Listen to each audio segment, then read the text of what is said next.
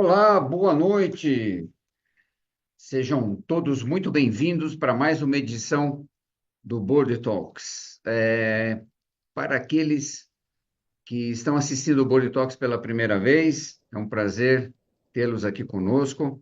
Meu nome é Udo Girlich, eu sou um dos integrantes, né, da diretoria da Board Academy. A Board Academy é uma edtech aqui de São Paulo, localizada aqui no bairro do Itaim Bibi, que tem o propósito de levar governança às pequenas e médias empresas brasileiras. E como que ela faz isso? Como é que ela, né, consegue esse intento? Ela, através das suas diversas formações, de toda a sua trilha de formações e certificações para conselheiros, né, também a formação de clubes, né, de eventos presenciais, é que nós promovemos todo esse movimento da governança para as pequenas e médias empresas, principalmente objetivando a sustentabilidade e a longevidade dessas empresas, tá certo? Então, se você tem interesse nessa trilha do aconselhamento profissional, entre no site da Board Academy, tá? boardacademy.com.br. Lá você vai ter todas as informações, né, a esse respeito, e vai ser um prazer também conversar com vocês para dar maiores detalhes sobre essa trilha. Então, falando um pouquinho agora do Board Talks, o Board Talks é um programa, né, que vai ao ar todas as quintas-feiras aqui pelo YouTube, né, trazendo reflexões, informações importantes para todo o contexto empresarial, né? Então, e hoje nós temos um tema que está se discutindo muito, né, que é justamente a reforma tributária, mas hoje a gente vai falar de um ponto um pouco mais específico, é como é que todo esse arcabouço, né, todas essas mudanças previstas na reforma tributária, como elas impactam ou podem impactar nos contratos, né, nos mais diversos contratos que as empresas possuem.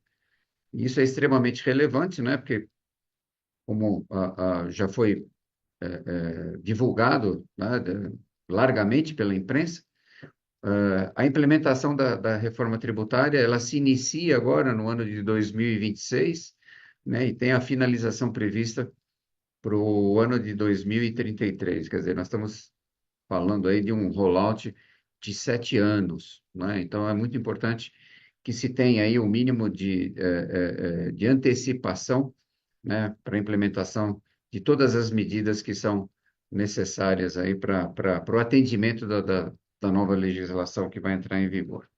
Muito bem, né? E para tratar desse tema, né, eu tenho o prazer de receber aqui novamente nosso grande colega e parceiro, doutor Luiz Carlos Shimonovic, e também o doutor Daniel Zugman, né? Ambos, né, nos consideram a gentileza, né, de estar aqui conosco para debater esse tema, para apresentar os detalhes, né, e ver como é que a gente pode ajudar você, empresário, você que é gestor de empresas, e você também, né, que é conselheiro consultivo, conselheiro de administração, como que você pode levar, como que você vai colocar isso na mesa da reunião do conselho da empresa na qual você atua.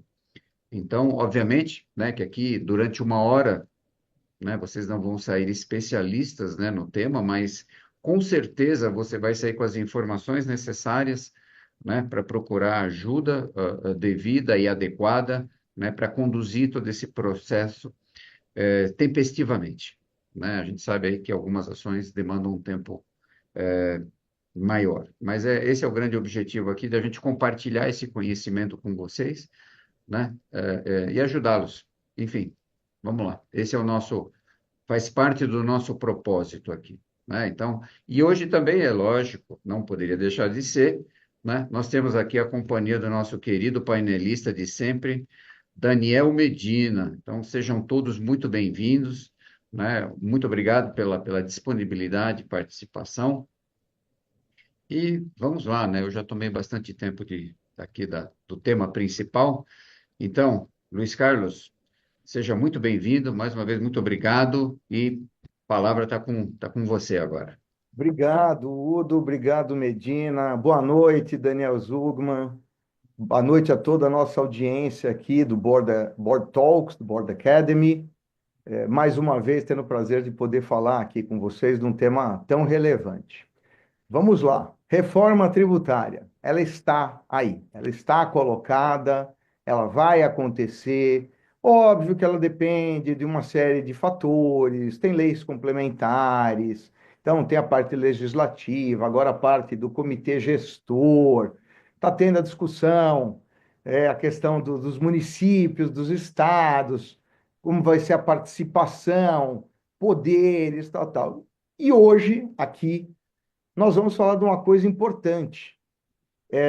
E guarda essa palavra para o finalzinho do nosso talk de hoje, que são palavras-chave para a saúde econômica, financeira e progresso das empresas em geral, que é planejamento e efetividade.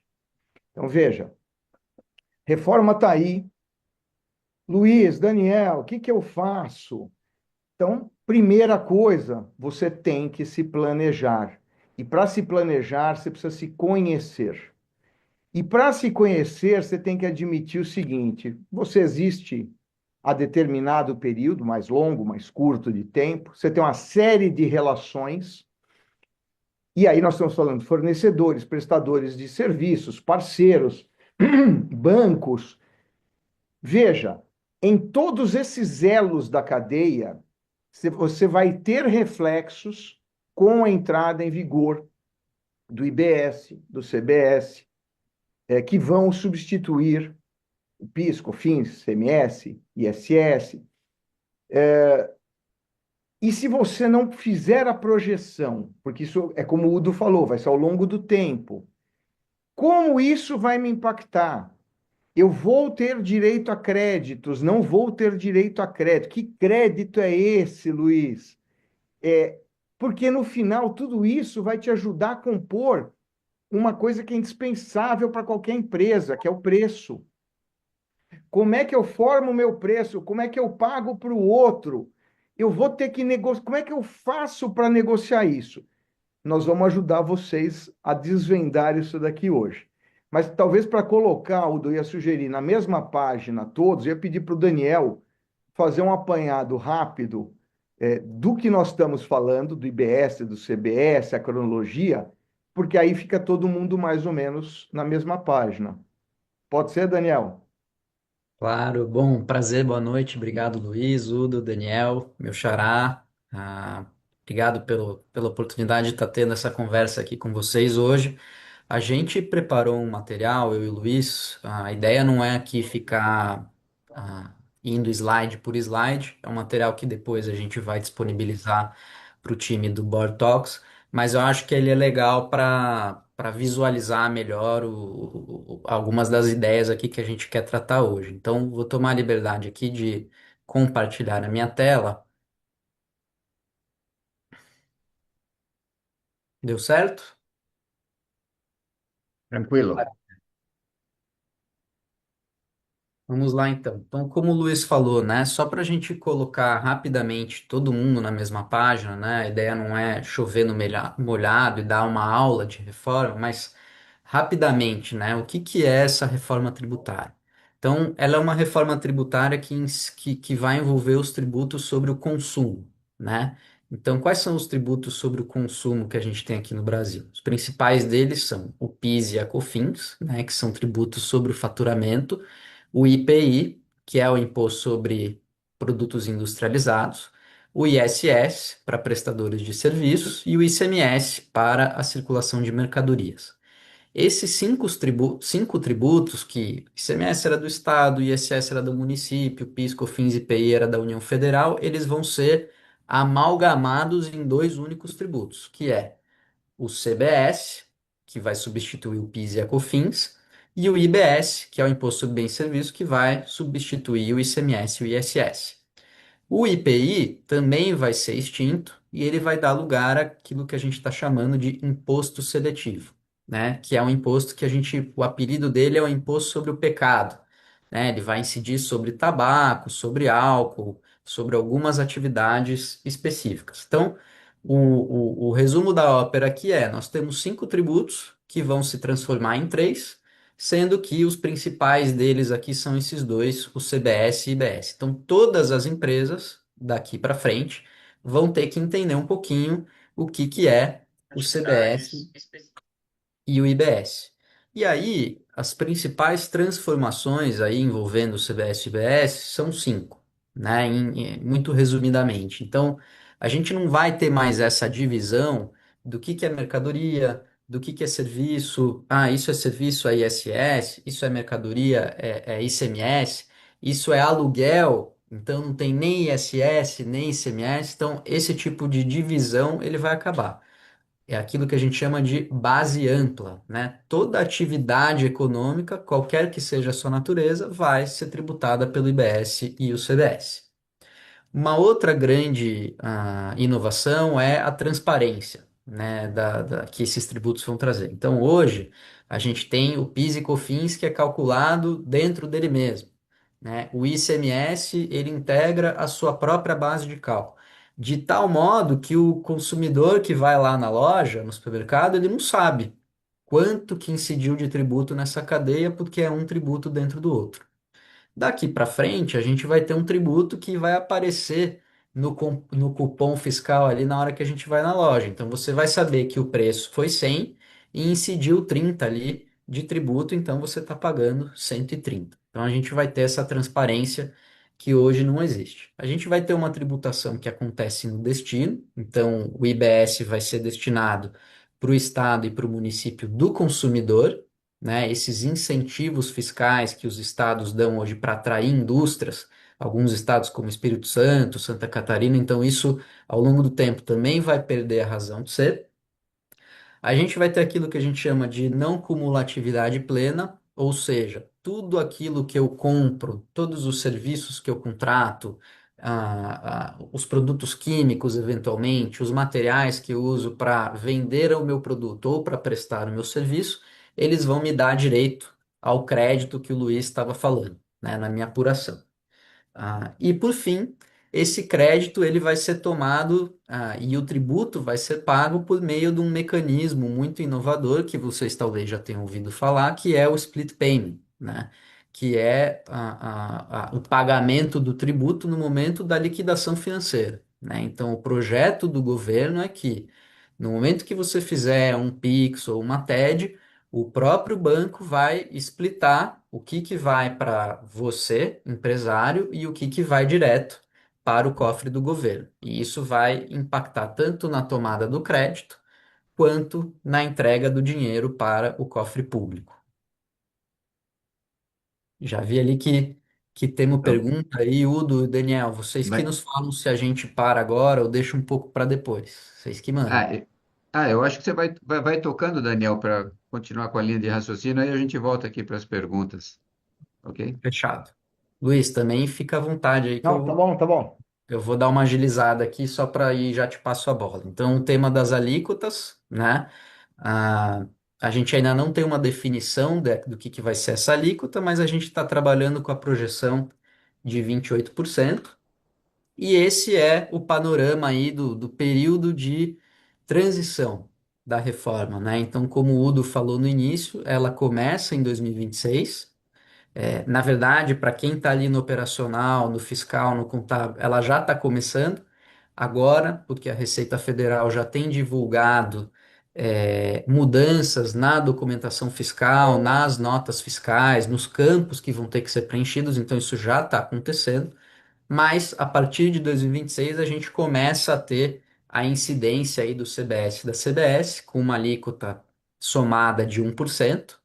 E a partir de 2027 já acaba o PIS e a COFINS, então já tem uma mudança muito significativa. O CBS entra no lugar do PIS/COFINS e o imposto seletivo entra no lugar do IPI.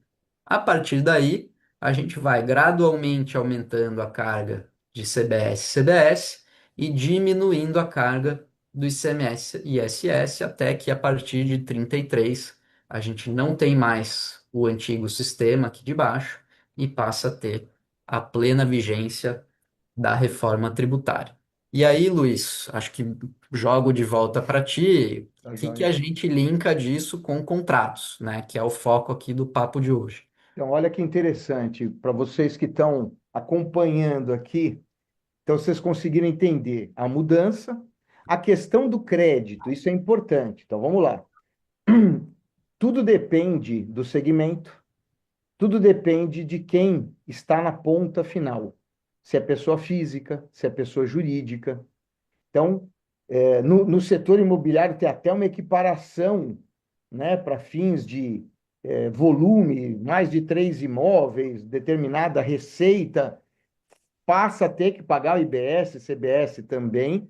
Então, pontos a serem observados. Vamos lá.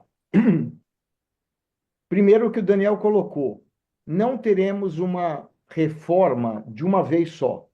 Ela vai ser em suaves prestações mensais. Com isso, você tem um problema, que é acompanhar e calibrar isso ao longo do tempo. O PIS e a COFINS, por menos tempo, porque estamos falando de 26 e 27.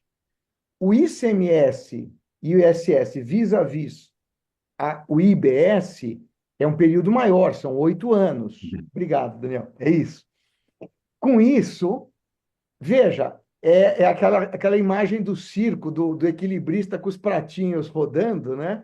Você fala, então, eu tenho que ter um apoio, eu tenho que ter disposição, além das horas todas que você já cumpria e gastava para o cumprimento de obrigações principais, acessórias, mas principalmente para o seu planejamento, para entender como é que isso vai se dar em cada uma dessas etapas da cadeia, todo mundo de quem você compra, todo mundo para quem você vende, como você faz isso, os insumos todos, se você importa, se você exporta. Por quê? Em alguns casos, você não vai ter a alíquota plena, você tem deduções, isenções, regimes especiais, transitórios.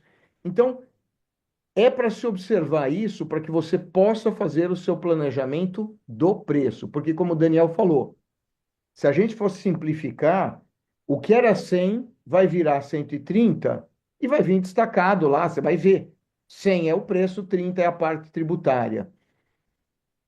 Só que não é tão simples assim. Quer dizer, você precisa ver a composição ao longo do tempo, você precisa ver se os seus contratos hoje espelham isso. Se não espelham, é o tema de hoje. Quer dizer, como é que eu chamo para negociar? Chamando, detectando. Então, veja, primeiro fazendo uma planificação objetiva de tudo o que você tem de contrato. Mas que tipo de contrato? Vou piorar. Desde o societário, que é o nascedouro de tudo, não existe empresa sem ato societário, até todas as relações que você tem com mão de obra, fornecedores, prestador de serviço, bancário, financeiro, regulatório, importação, Clientes, diga, clientes, né? todos os seus clientes. E veja, e não vai ser tão linear quanto eu estou falando, é um pouco aqui, na entrada, na saída. Não, mistura, né? E mais, às vezes você vai ter que ver o cliente do seu cliente, ou o fornecedor do seu fornecedor. Por quê? Porque às vezes cabe um planejamento para a formação do preço de mudar essa dinâmica, mudar essa relação em que o produto não vem picadinho, ele vem talvez em bloco para um dos componentes, para fazer o uso disso. Luiz, por que você falou de societário? Porque, às vezes, nessa revisão desses contratos, nessa identificação para essa revisão, você vai passar por uma reflexão da sua própria atividade operacional. Talvez não a sua atividade não seja tão lucrativa e não pare em pé da forma em que ela se encontra hoje. Então, essa análise, detecção, reflexão a frio, ela tem que ser feita imediatamente. E não é de uma vez só e acabou. Ela vai persistir até o final de 2033. Então, é um acompanhamento contínuo. para que você possa estar sempre up to date, sempre atualizado com isso e enfrentar com planejamento, com estratégia, com negociação, cada um desses fatores. Udo, que fique gravado aqui. Isso vai fazer a diferença entre aqueles que vão sobreviver, aqueles que vão ser eficientes e aqueles que vão naufragar. Não, Então, assim, certamente. o nosso público aqui, creio eu, é daqueles que querem ser vitoriosos. Para isso, vai dar trabalho, vai custar tempo, dedicação, esforço, mas a recompensa ao final disso é poder ter uma empresa eficiente, cumpridora das suas obrigações, atrativa a investimentos, com melhoria do rating, melhoria de capacidade econômica financeira, que veja, olha quanta coisa essa reflexão vai trazer. Até a oportunidade da parte financeira, de você imaginar se devia estar tomando desta maneira ou de outra, que outras maneiras tem. A tua relação de compra e de venda, se ela deve permanecer a mesma ou deve ser alterada. Se coisas que você fazia na tua empresa, que é uma indústria, será que parte disso não deveria ser serviço? Se a parte do imobilizado deveria ficar como está, ou deveria ir para o estoque, ou nenhuma das anteriores, e qual é a alternativa para eu pensar para tornar um bem que não está economicamente ativo, ativo?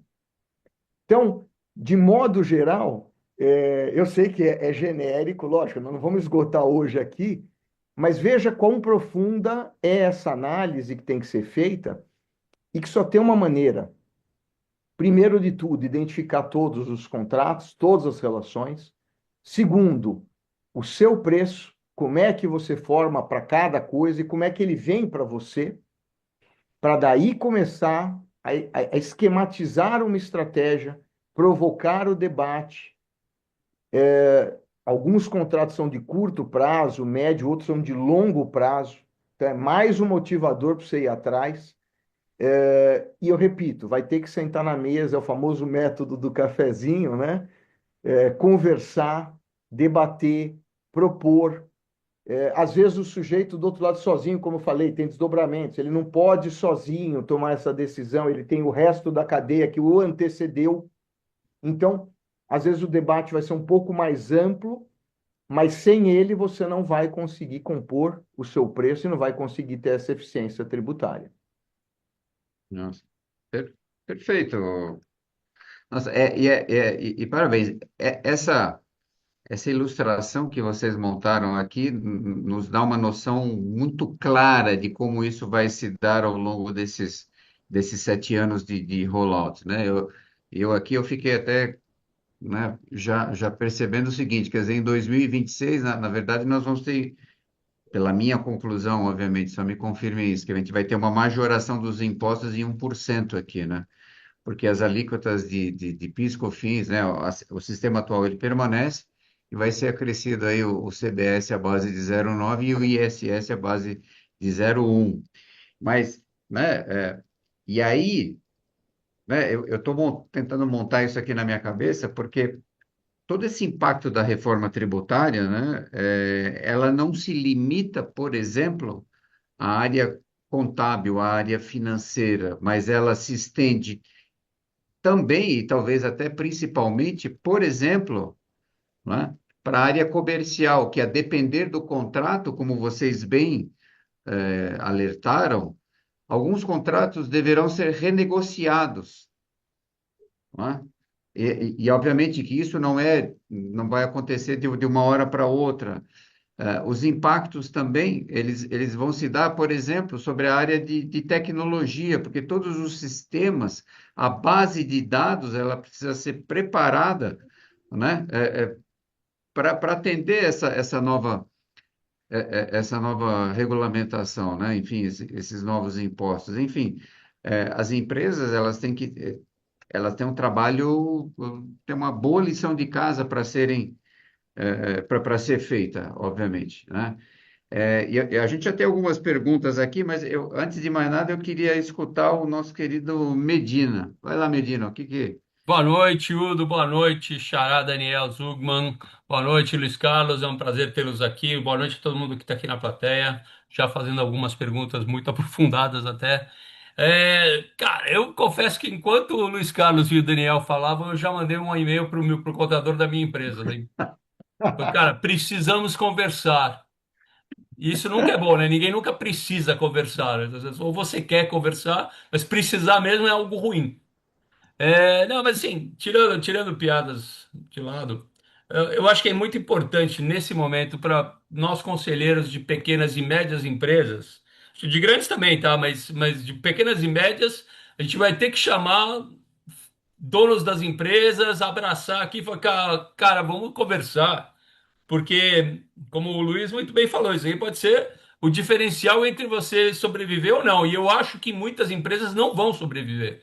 Porque muitas empresas a formação de preço é meio feita um dedo no ar aqui para saber, coloca aí 20%, 30%. E isso É? não vai funcionar, especialmente nesse esquema bitributário, né, durante esse tempo de implementação. Depois talvez dê certo. Então, acho que, como conselheiros e conselheiras, a gente tem que ter uma cabeça muito fria e provocar esse diálogo agora nos conselhos que a gente participa Sim, e trazer essa questão e falar, não, cara, a gente precisa começar a olhar isso com o máximo possível de profundidade e chamar para conversar e entender que parte de qual ecossistema a gente faz real, qual a nossa cadeia de valor real, tem alternativas eventualmente, tem o que a gente pode fazer, porque eu acho que em muitos casos, vários dos contratos atuais já não vão, eles são proibitivos. Você não vai conseguir reajustar ou reduzir custo nesse contrato que garanta uma margem mínima de lucro no futuro. Então, acho que tem riscos grandes aqui que a gente precisa endereçar já. Ao mesmo tempo, como o Luiz falou, tem oportunidades potenciais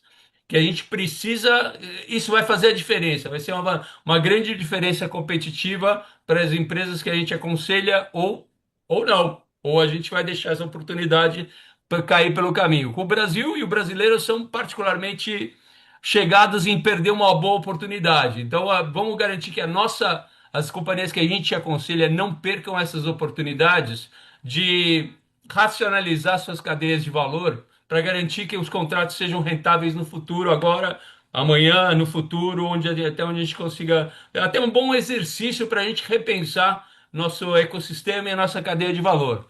Mas eu confesso que depois eu vou falar com o contador aqui, porque o gato subiu no telhado. Eu devolvo para você, Udo. é. Acho que é melhor a gente passar umas perguntas aqui. Legal. Posso? Deixa eu só fazer um alerta aqui, né? Que nos cumpre também fazer os devidos alertas, né? Para você, empresário, gestor de empresa que ainda não se debruçou sobre o tema, eu me arrisco a dizer que você está atrasado. Por favor, né? Então, atenda a esse alerta, né? E como a exemplo do Medina, né? Converse com o seu contador, com a sua área financeira, enfim, com o seu comercial, porque tem aí uma lição de casa para fazer. Mas vamos lá, Medina, vai para as perguntas aí, por favor. Me ajuda aí. Tá bom. Aqui tem uma do Laércio Andreiov.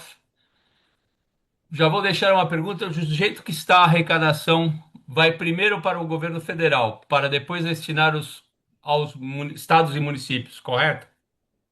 Sim, né? Sim. Tá bom. Então, Eu vi o Laércio. Daniel falando lá do split lá, né? Quer dizer, enfim. É pena que não é banana split, né? É split payments, né? Vai ser split de bananas isso aqui, Mas ó, aparentemente. já teve um progresso, porque tinha um receio de que o split ele ia ser já no faturamento. Não, quer dizer, você vai ter que ter a questão financeira, lógico. Uhum. Mas ainda assim, olha que interessante, Medina. A gente está falando de revisão de contrato, de preço, mas a empresa vai ter que também fazer uma revisão. O Udo falou do financeiro, do caixa. Porque vai impactar Boa. no preço dela, vai impactar na compra de produto, estoque, tudo. Então, assim, não vai ter mais aquela brincadeira de administrar o pagamento do PIS, da COFINS, vou pagar com juros, com multa de imóvel. Não, não, não. Teve a disponibilidade financeira, você vai ser automaticamente subtraído daquele valor e vai direto. Então, é também importante se planejar Ótimo ponto. financeiramente, porque vai impactar no seu caixa. Ótimo ponto, Luiz. Ótimo ponto. Essencial, eu diria. Tá? Não, absolutamente. Então, tem muitas pegadinhas e algumas a gente nem falou aqui, e vocês nem falaram aqui. Então, com certeza vai ter mais pegadinhas, armadilhas do caminho que a gente vai. Ou coisas que a gente vai descobrir no meio do caminho. Falando, putz, se a gente não olhar isso aqui também, a hora que a gente mexer nisso, isso aqui automaticamente implica algum problema, alguma oportunidade aqui. Então, é mais uma coisa que a gente precisa olhar com certeza. O Aldo Galentim Engel, que está sempre aqui com a gente. Pergunta: durante o período de transição de 7 anos, vai haver riscos de confusão tributária e, por consequência, judicialização? Judicialização. Judicialização é que ele Judicialização. está. Eu entendo que sim, né? Nós vivemos no país do contencioso, né? Então, veja, você tem uma mudança que, como eu falei, ela não vai se dar de uma vez, ela vai se dar aos poucos, ela vai se aperfeiçoar, ela vai ter que ir se aperfeiçoando. Já existe entre os meus colegas e do Daniel aqui, grupos sendo formados para ver, quer dizer, aonde vamos judicializar, o que que nós vamos discutir.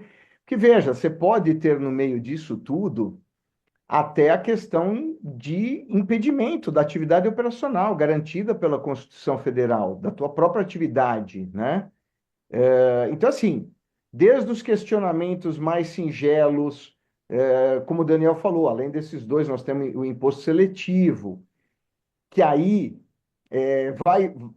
achávamos que não, mas é possível que a gente volte a discutir aquela questão do que nós estamos comendo, chocolate com bolacha ou bolacha com chocolate, para saber a alíquota, né? Então, mas não é a mesma coisa, depende, né? Então, mas Exatamente. eu acho assim, eu acho que sim, nós estamos no Brasil, com certeza tem um risco de judicialização, o sistema ele vai se aperfeiçoar cada vez mais, não sabemos, quer dizer, pela composição atual da nossa Corte Suprema, a tendência é que todas essas demandas de judicialização acabem se uniformizando num leading case, que acabe eventualmente tendo uma modulação, uma repercussão para todos. Então, não é que um vai ter uma decisão e outro não. Se isso virar uma massa de discussão, acaba tendo um consenso, né? Se forma lá no Pleno do Supremo um consenso sobre esse ponto, para que se atinja. Eu não sei, Daniel, se você tem alguma visão diferente a respeito. Não, concordo 100%. Só ia pegar um gancho, até aproveitando, os dois pontos sobre isso, né? Já existe uma discussão se o ICMS, o ISS e o PIS/COFINS entram na base do IBS e da CBS. Então, isso já é Perfeito. uma dúvida, inclusive já tem um projeto de lei no Congresso de um deputado em que propõe que não integre, né? Mas do jeito que está o texto hoje da lei, isso é uma dúvida. Então, se não for sanado, certamente já é um ponto de Para que não contencioso. seja cumulativo, né? Exato. E o outro ponto é, uma coisa é a lei e outra coisa é o aplicador da lei, né? Que vai ser a autoridade fiscal e uma coisa é a mentalidade, né? O relacionamento da autoridade tributária com o empresário, com o contribuinte, que no Brasil, ele de muitos anos é conflituoso, né? Ele tem desconfianças. Então, claro que a gente vai ter desafios também na hora de aplicar essa legislação. Você quer uma coisa, Medina, que não estava no script nosso aqui, mas que tem a ver com revisão de contrato também por causa da reforma? Olha que efeito interessante. Você vai deixar de ter o ICMS e o ISS, com toda a aparelhagem que isso representa em termos de fiscalização, auditores, procuradores. E aí, vamos pegar no Estado, o que que vai acontecer? Vai voltar a ter, ou vai ter, a maior parte das discussões relacionadas ao ITCMD. Então, assim, você já não tem mais, quer dizer, você vai ter o comitê gestor cuidando, está federalizado isso.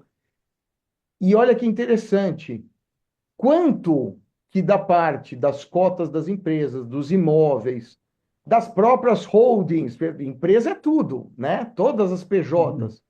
Eu também vou ter que rever, por causa da reforma tributária, que eu vou ter IBS, CBS, e eu vou fazer o quê? Vou fazer um planejamento, eu vou doar, eu vou vender, eu vou antecipar.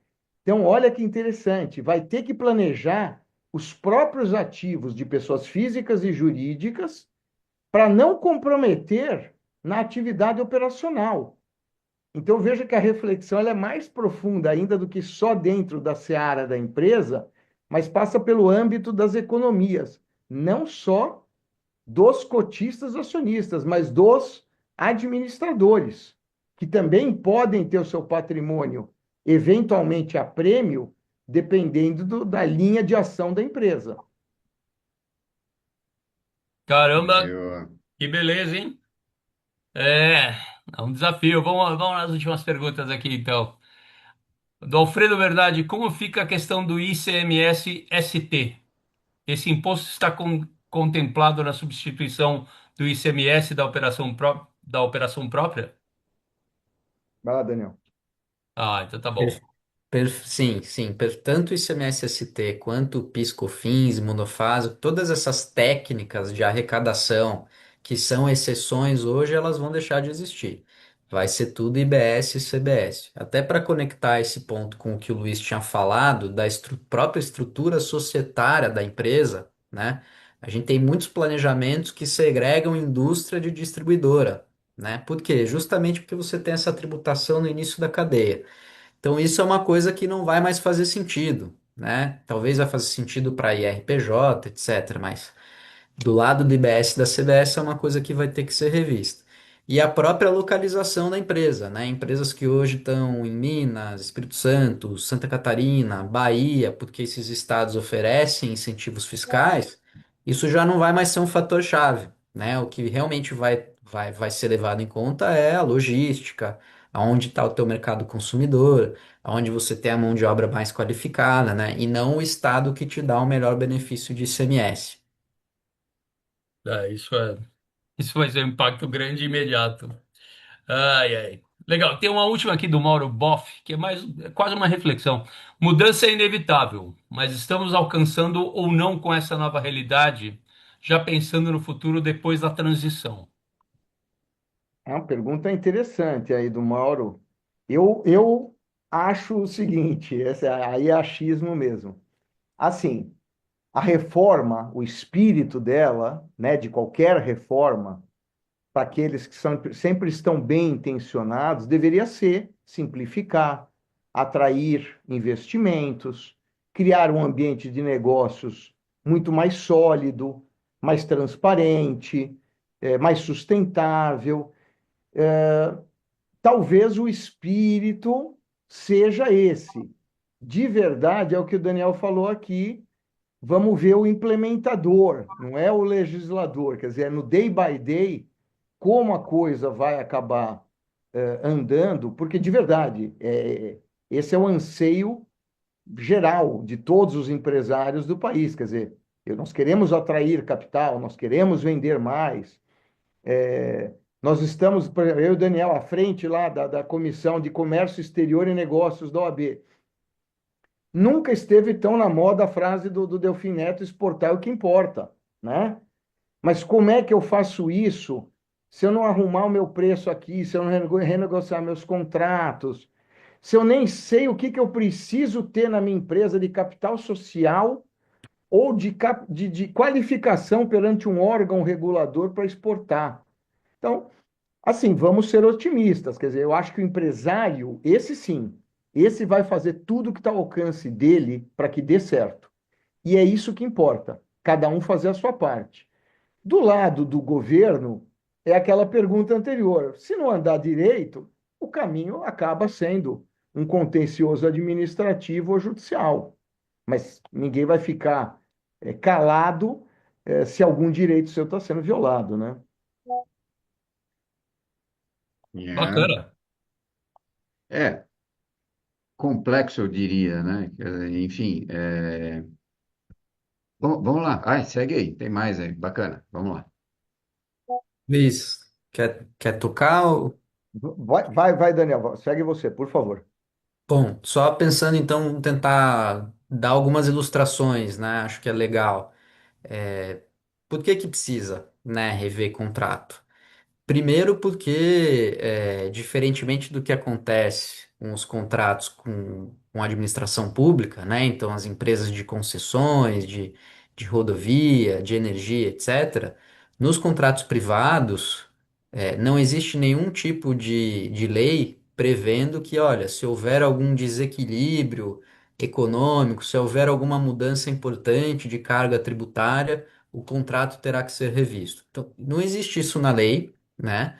E basicamente o contrato faz lei entre as partes. Então, se realmente o teu contrato ele não está prevendo que com a reforma tributária vai ter que ser revisto, vai ter que ser revisto o preço, vai ter que ser recalibrado, isso é algo que precisa ser revisado com urgência, né? Então, qual que é o risco disso? De inviabilizar aquele contrato, aquele relacionamento, de trazer insegurança, né? De começar um desgaste do relacionamento com o teu fornecedor, com o teu cliente, porque como é que eu vou conseguir repassar esse aumento da carga no meu preço para o meu cliente? Eu vou ter dúvidas sobre isso? Será que vai ter contencioso? Então, a hora é agora da gente começar a endereçar esses pontos aí nos contratos para não ter conflito, né, lá na frente, para ser, que a gente fala, uma advocacia preventiva, né, e não litigiosa.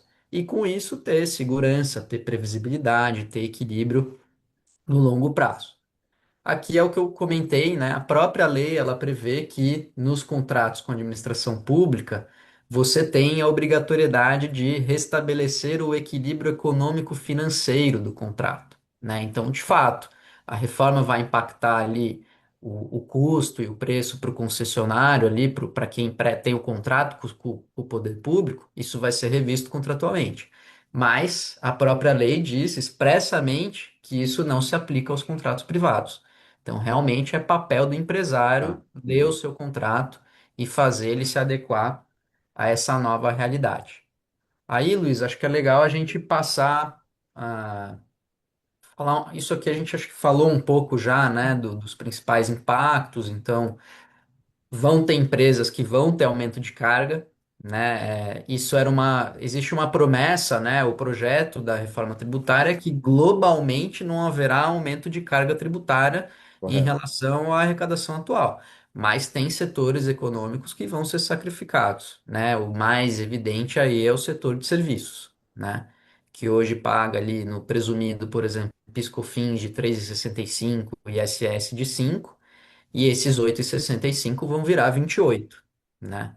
Então, esse aumento de carga ele tem que ser revisado, né? Ele tem que ser planejado e isso tem que andar de mão dada com o contrato. E acho que um ponto que você falou, Luiz, de identificar todos os contratos, os clientes que eu tenho falado, muitos não têm contrato, né? Nenhum. Então, Olha o que buraco é mais ponto, embaixo.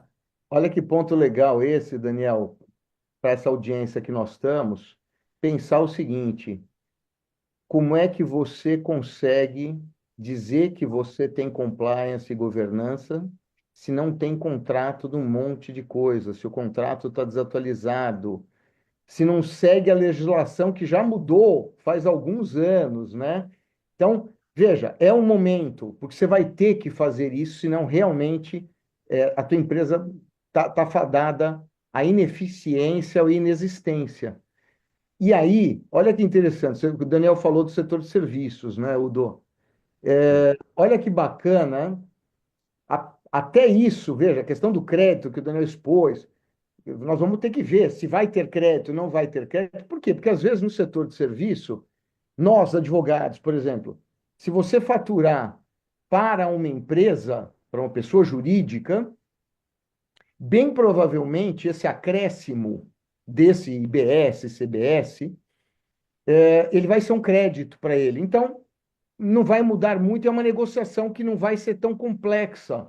Você dizer que o valor dos seus honorários eram esses, acrescido da parte tributária. Já não é a mesma coisa se quem está tomando o teu serviço é pessoa física. Isso vale para todos os prestadores e tomadores de serviço. Porque aí ele já não vai ter o crédito. e para ele é impacto esse aumento no custo. Então, veja, pode até ter, vou dar um spoiler aqui, uma volta à utilização de uma pejotização. Ou seja, pode ser que a negociação, que ao invés do lado de lá ser uma pessoa física, óbvio que tem coisas que são impossíveis, né? Quer dizer, o médico não analisa uma pessoa jurídica, né? O médico ainda consulta para a pessoa física, isso não vai mudar. Mas, na prestação de serviço em geral, pode ser uma hipótese de planejamento que o tomador do serviço, ao invés de ser uma física, seja uma jurídica, porque aí para ele também vai ser conveniente no planejamento e na equalização da alíquota. Então, é mais um reflexo aí que eu quis pegar o gancho que o Daniel colocou dos prestadores, que realmente vão ter um aumento, mas que não está, de tudo não está perdido. Tem que fazer o exercício na mesa, chamar para conversa, identificar e planificar. O impacto vai ser, olha, não, e tem alguns setores, alguns segmentos da economia que eles vão ter algum regime especial, né? Se eu não me engano, saúde, educação, né? Então, vão ter regimes aí especiais, mas vamos lá. Exemplos de contratos. Vai lá, Daniel. Eu vi que tem algumas perguntas. Vocês querem que a gente passe as perguntas ou segue aqui e depois volta nas perguntas? Vamos lá, vamos para as perguntas então, aí depois a gente segue aqui, então. Bacana. Tem duas aqui. Tem o Cássio César perguntando se crédito de 100%, inclusive dos denominados de uso e consumo. É, Fala aí, você- Luiz. Não, na verdade é o que o Daniel falou, a pergunta um pouco mais para cima que a gente lê aqui no chat, fala do ST, né, substituição Uhum. tributária. Então, não importa a forma, a distinção, no final é o seguinte, é todo ICMS, todo ISS que vão estar substituídos ao longo desse período de transição pelo IBS, né? Então, sim, quer dizer, nós estamos trocando. Nós não vamos mais ter o antigo crédito e débito, né? Nós temos a ponta final, né? O destinatário final arcando com tudo. Só pegando um gancho, Luiz, para acrescentar, isso é uma discussão, tá, Cássio? De fato, tem uma previsão na legislação que os bens de uso e consumo não vão dar direito a crédito, né? Então, isso é uma preocupação muito grande, por exemplo, da empresa que começa a comprar bens de uso do sócio da empresa através da pessoa jurídica, né? Então, um carro que é de uso particular do sócio, né? O que é uma situação relativamente comum. Isso não vai dar direito a crédito, né? Você contratar serviços em benefício do sócio através da pessoa jurídica, né? Em tese, isso não dá direito a crédito. Claro que tem situações que vão ser limítrofes, então essa que o Luiz estava falando, né? Um serviço que você contrataria na física, eventualmente faz sentido contratar na jurídica, mas tem algumas situações que vai ficar mais evidente que é uso e consumo, e aí, de fato, não vai dar direito a crédito. Não. Bacana, bacana.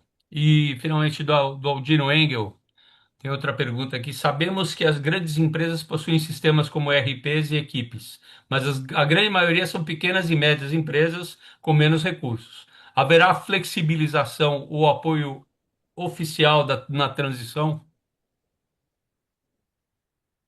É, O que será que ele quer dizer com o apoio oficial? Se for governamental, Eu acho que é vamos esperar governamental. o cometa Halley passar antes, né? É, tem uma promessa, que eu não sei se vai ser cumprida, de que eles pretendem criar alguma espécie de declaração igual a gente tem no imposto de renda da pessoa física, né? Você tem a modalidade simplificada e a modalidade completa. Então existe uma promessa de que essa declaração ela vai vir pré-preenchida, né? E o empresário revisaria ali se ele tiver alguma divergência, mas a gente não sabe se vai ser feito, né?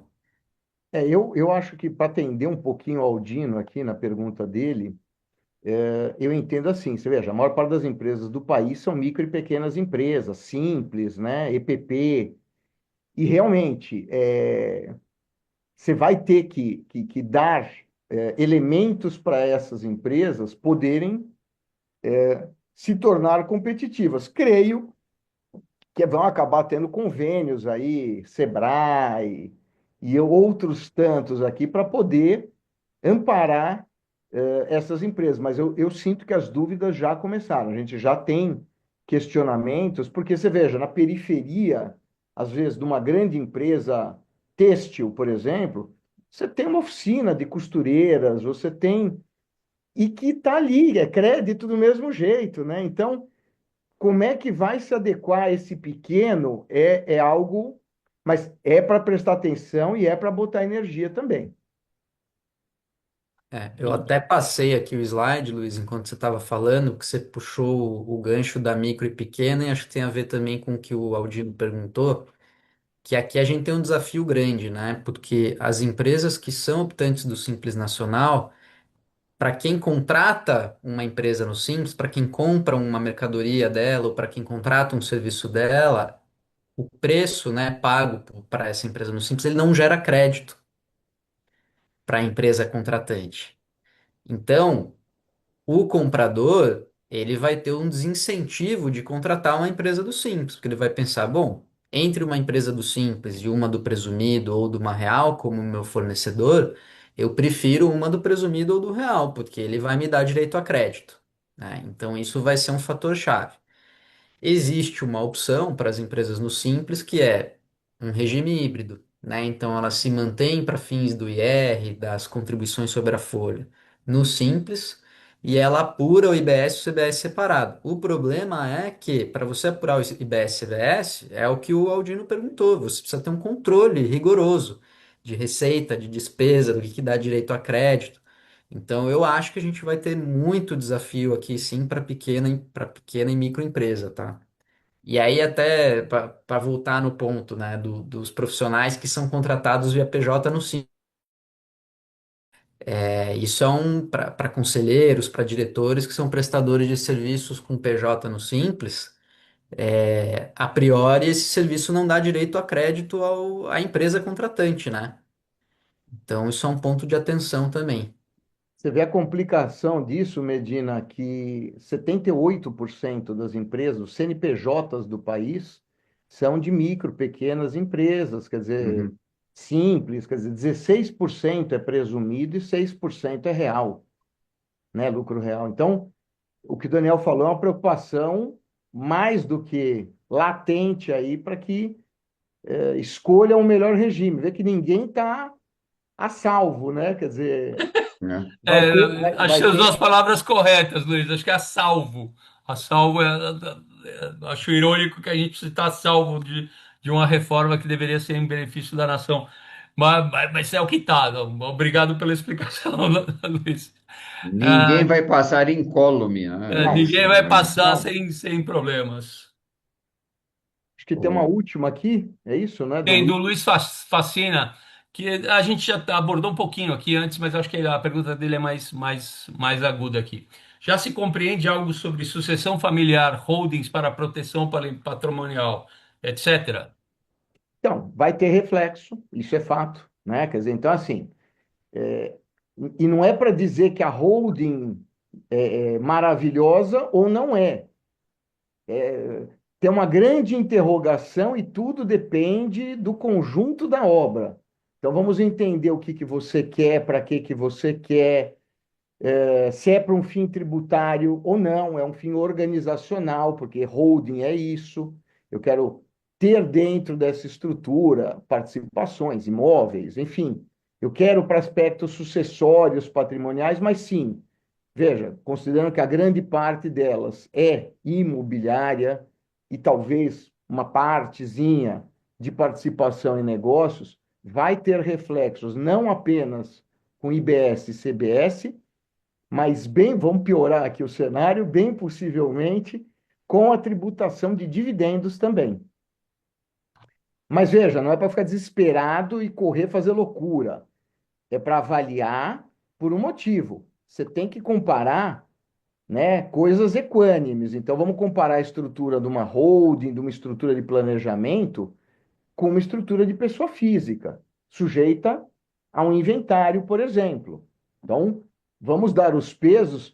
Eu, particularmente, o Daniel também, nós acreditamos assim, balanceie bem, veja os prós e contras para daí decidir, não só com a estrutura nacional, até internacional, que também é regulada, paga imposto, declarada, e é uma opção bastante interessante para se avaliar.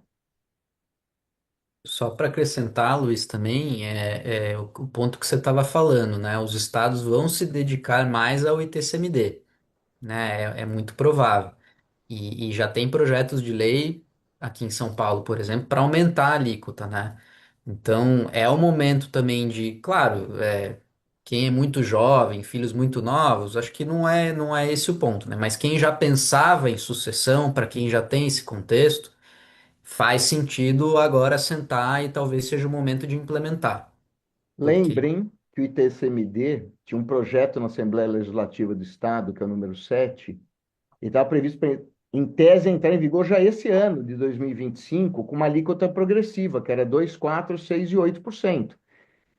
Já existem vários estados que praticam 8%, e há quem diga poder chegar a 16%. Então, veja, essa questão é importante de planejar. Eu não falei sem querer da questão internacional, que é uma alternativa na formação de portfólio, e até como linha de defesa da sua participação nos negócios aqui. Então, quer dizer, você tem empresa, você tem indústria, você tem comércio. Será que a sua participação deveria ser na física? Será que ela deveria ser numa jurídica nacional ou estrangeira? Ou numa estrutura de fundo? Então, veja, são reflexões que a gente não tem saída para tudo, que tem que debruçar em cima de cada família, de cada estrutura, de cada negócio, para entender o que faz mais sentido. Olha só, e os Mas impactos disso nas empresas familiares, né? Que absurdo que. É, é extremamente relevante, né? Dada a relevância aí e o número de empresas familiares, né? Que são caracterizadas como familiares. Enfim, tem mais aí um contrato de locação, tem mais um exemplo, né, Daniel? a gente tem dois últimos exemplos. Eu acho que esse da locação é interessante porque casa com essa pergunta última aí do Luiz Facina. A locação hoje dentro da holding, ela paga 14,53, né? Mais ou menos 15%. E ela vai subir para aproximadamente 19,28. É aproximado esse número porque você tem tomada de crédito, enfim, mas provavelmente vai ter algum aumento de alíquota. Mas vejam que ainda assim é o que o Luiz falou, você tem que comparar com a pessoa física, né? Você está falando de um rendimento de aluguel na física que vai ser tributado a 27,5, né? Que é a tabela do IRPF. Então a holding para o aluguel ainda vai ser vantajosa. E tem todos os outros fatores que o Luiz falou que tem que ser pesados, né? A sucessão, a governança da família, etc. E também tem que pensar que quando o locatário é uma pessoa física, né? O que o Luiz falou, para ele vai aumentar o custo do aluguel dele, porque ele não tem direito a crédito. Então, também para quem tem holding, imóveis alugados para pessoas físicas, é o momento também de já se antecipar, revisar os contratos e ter certeza que quando a nova carga tributária, quando os novos tributos vierem, isso vai ser repassado integralmente para o seu locatário. lembrando que, independente de ser holding, então, se o Medina tiver uma quantidade X de imóveis, não precisa ser muito, é 3 para cima, você já vai ser equiparado para fins de contribuir com IBS e CBS também. Então, é para reavaliar. As pessoas têm que estar nesse momento fazendo esse exercício para não serem pegas desprevenidas. Né? Olha só, né? Os escritórios aí de gestão de patrimônio, né? Tem aí um dever de casa para ser feito. E tem, né? De novo, né? Nós já estamos aí no. Chegamos às 19 horas, enfim, já estamos aí partindo para o final de mais essa edição do Board Talks. Eu só queria complementar alguma coisa, né? Mas né, todo esse desenho da reforma tributária, ele não está completamente definido, ao que me consta, né? Existem alguns pontos em aberto ainda, né? E que, obviamente, que poderão impactar em todo esse planejamento que as empresas, ou, enfim, né, todos os impactados têm que fazer, né? Então, é super importante esse alerta que está sendo dado aqui, esses exemplos, né, muito, muito práticos, né, que, que desnudam todo esse, essa questão da reforma tributária, não é? Enfim, né, destacando aí realmente a urgência que se tem em fazer todas as atividades, né, em se tomar todas as providências e ações inerentes aí a essa reforma tributária para que você não tenha um impacto tão significativo lá na frente, né? Enfim, mas tem mais alguma coisa, Daniel? Ou seria esse o último? Tem o último exemplo aqui que é numa operação de fusão e aquisição, né, num Nossa, M&A. super importante. Então, se você está comprando uma empresa ou se você está vendendo uma empresa, né, é muito comum você ter uma parte do preço que fica condicionado à performance ali da empresa durante um prazo, né? Vai ter um earn-out, tem alguma parcela contingenciada do preço que está atrelada à performance da empresa. E aí você pode ter esse preço condicionado a um múltiplo da receita ou a um múltiplo do EBITDA. Bom, a receita e o EBITDA vão mudar, né, com a reforma tributária. Então, o teu contrato de aquisição ou venda de participação tem que ter essa preocupação, bom, senão eu posso sair perdendo ou sair ganhando, né? É um ponto bem importante também. Hum, Perfeito, muito bom, muito bom. Bom, gente, eu acredito que aqui, né? Então aí, gente, se você que está nos escutando, nos acompanhando aqui, né? Ficam aí os contatos, né, do Dr. Daniel e do Dr. Luiz também. Enfim, né, para que, em tendo dúvidas, né, você já tem uma fonte uma referência para consultar, né, para te ajudar nesse processo, preventivo, né, dos possíveis impactos aí que a sua empresa vai ter. Os possíveis não, né, os impactos que a sua empresa vai ter. E de novo, né? A gente poderia ficar falando horas aqui, mas acho que a gente cumpriu bem a missão que a gente tinha de trazer esse alerta, né?